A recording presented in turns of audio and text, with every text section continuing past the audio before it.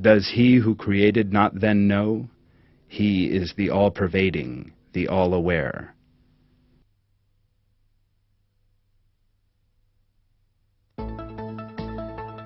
The dragonfly possesses the most acrobatic flight of all the more than 800,000 species of insect.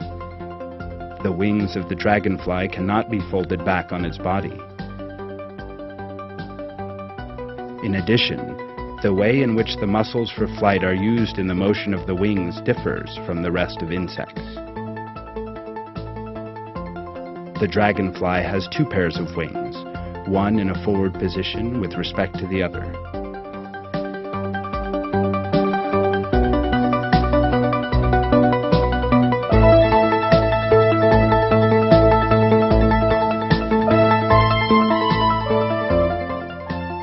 When flying in the opposite direction, backwards, the rear wings pull the insect along while the front wings push it. In other words, it is capable of reversing the functioning of its muscles. In this way, the dragonfly is capable of suddenly stopping and changing direction in midair. This superior creation of God is a source of inspiration for scientists. The wings operate asynchronously. That is, while the two frontal wings ascend, the back pair of wings descend. Two opposing muscle groups move the wings. The muscles are tied to levers inside the body.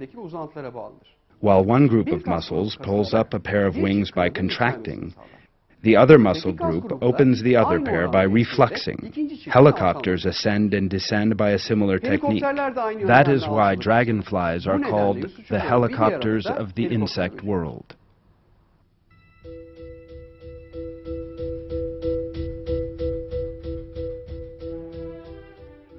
South Africa.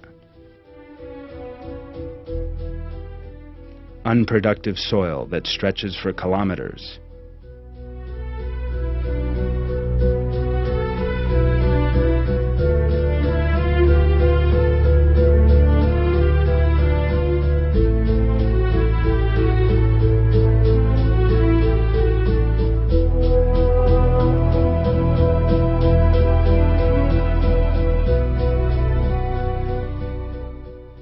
An antelope eating leaves. Antelopes only consume certain parts of plants. At times of drought, when they are unable to find sufficient food, they are also capable of eating grass, tree leaves, flowers, fruit, or seeds.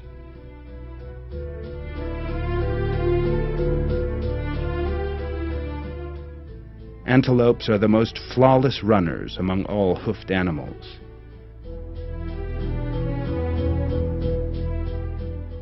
Thanks to their muscle structure, they can jump 10 meters in a single bound. A herd of antelopes. Moving as a herd makes it easier to protect themselves from predators.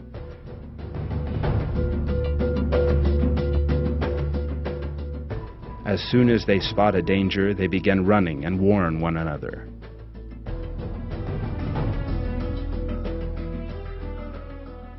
As the cheetah approaches at rapid speed, they begin galloping en masse.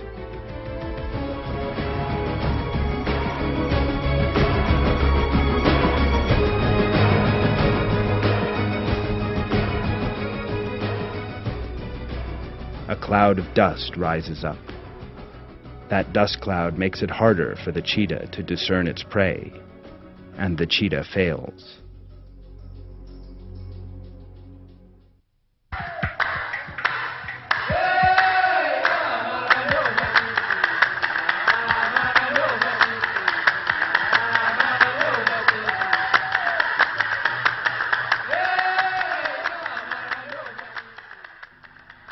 There are two types of elephants, the largest land dwellers on Earth. The African and the Indian elephant. These two species can easily be distinguished by the size of their ears.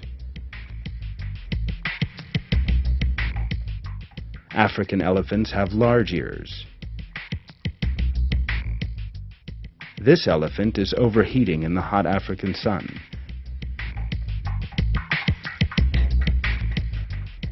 But is able to cool itself down by flapping its ears.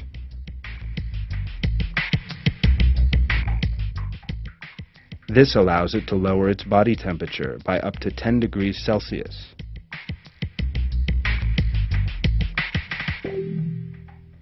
This air conditioning system works just like a car radiator.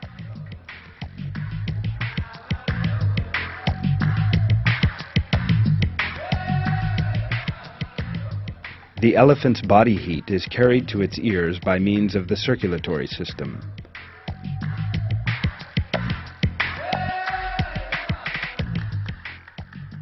Thanks to the paper-thin tissue in the ear, the veins there come into close contact with the air and are thus able to give off that heat.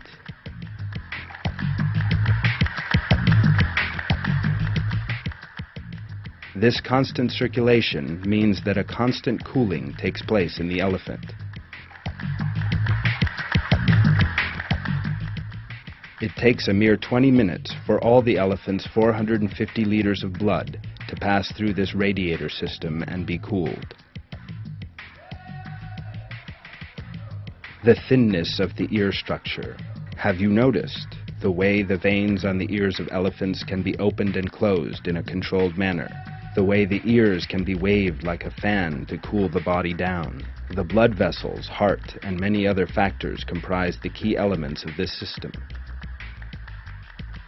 All these have been brought together in harmony to keep the elephant cool. In the same way that the car radiator was designed by an engineer, so the attributes of the elephant are also created. This superior creator is Almighty God.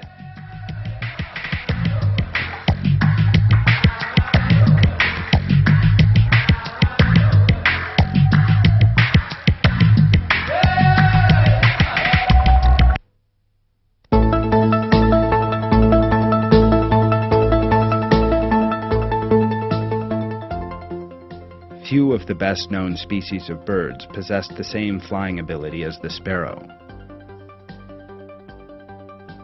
When a sparrow flies, it appears to make very easy movements. It can fly straight towards a tree, branches, a bush, or the ground. All it does at that time is to focus on its destination and give the command to its feathers. It is able to do this thanks to its wing feathers.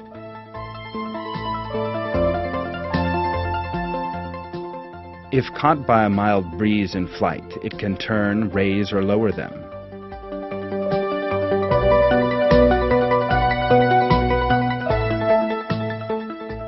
There may even be a slight difference between two feathers.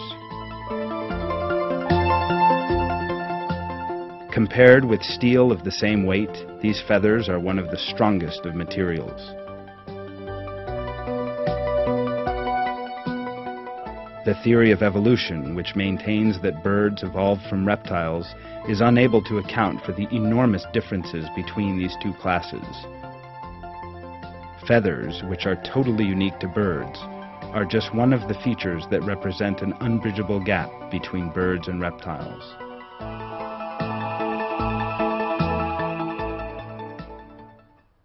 The matchless design in bird feathers gave Charles Darwin considerable pause for thought. Moreover, the perfect aesthetics of the peacock's feathers had made him sick, his own words. And now, trifling particulars of structures often make me very uncomfortable. The sight of a feather in a peacock's tail, whenever I gaze at it, makes me sick.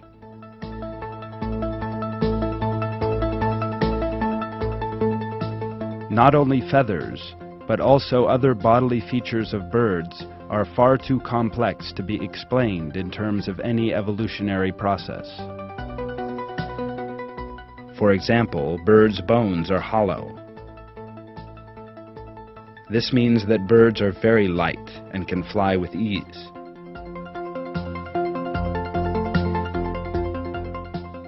Their fast-working digestive system enables the bird to immediately dispose of what it has eaten.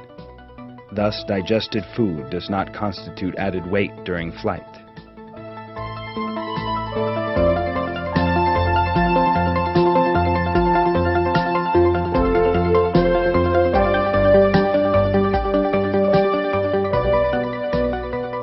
All the features you have seen here show that the sparrow was created with all its attributes to fly.